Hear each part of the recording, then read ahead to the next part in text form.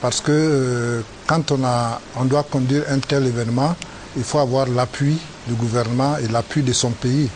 Le ministre représente en quelque sorte ici la Côte d'Ivoire, c'est une autorité et il nous assure que nous aurons les infrastructures à temps.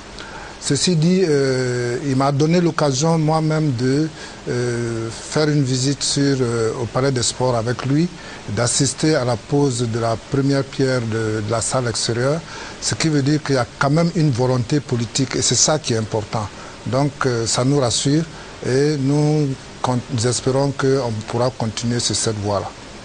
Alors, on va écouter le ministre des Sports. En tout cas, il veut rassurer les Ivoiriens. Cette salle sera bien construite sur la route de l'aéroport international Félix Houphouët-Boigny. La pose de la première pierre de cet édifice-là sera faite par le Premier ministre Guillaume avant 2 semaines.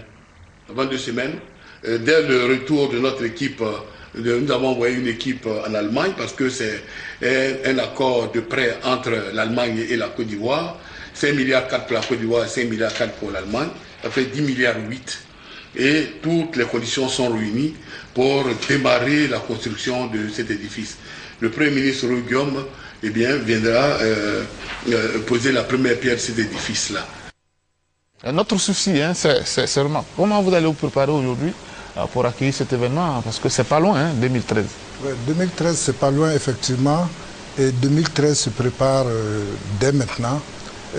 C'est pour cela, d'ailleurs, que nous nous rendons dès le 12 décembre au Maroc, à Casa, pour rencontrer toutes les autorités de FIBA Afrique, discuter avec eux dans les détails le contenu du cahier de charges afin que nous puissions suivre effectivement pas à pas l'exécution de ce cahier de charges-là.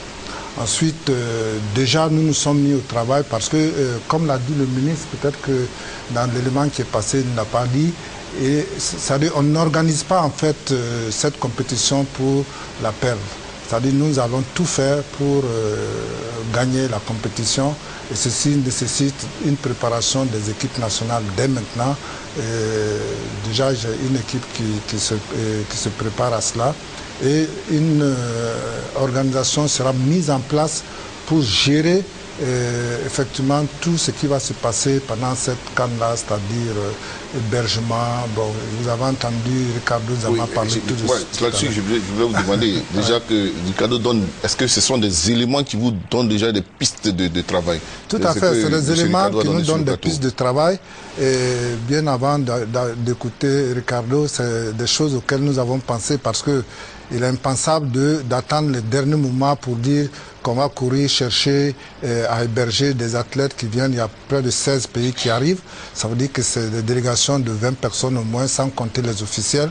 Ça veut dire qu'il y a du boulot à faire et puis c'est pas au dernier moment qu'on va courir pour essayer d'arranger ça. Donc c'est des pistes qu'il nous a données et nous allons travailler dès maintenant à ce que tous ces éléments-là soient réunis dans les bonnes conditions.